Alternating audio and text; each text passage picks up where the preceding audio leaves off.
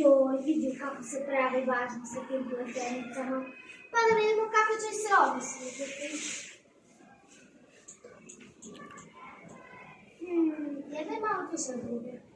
A da pošišati još i ovo.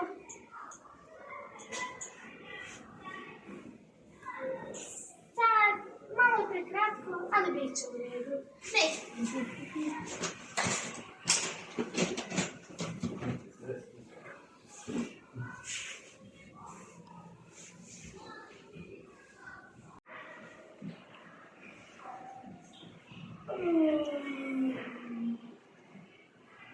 Čekaj malo. Moje pletenice nestale su. Mama! Mama!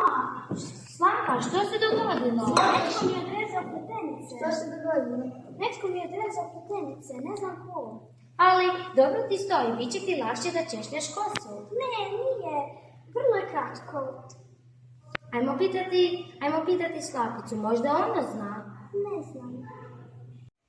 Neću biti prijateljica sa tom malom čelavom bebom. O, gle, jeste. Možda mogu pobjeći van.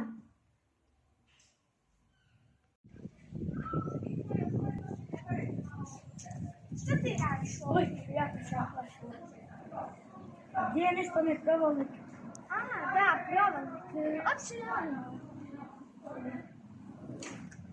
Znaš što je ukrao? Šta je ukrao? Moje sestri ušišao velike pletenice.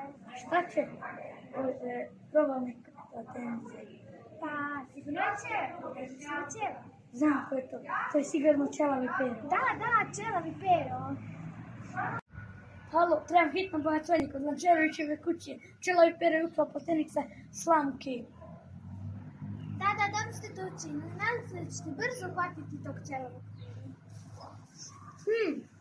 Provalnik i hlapice im ništa hlače. Valjda su te hlače u modi.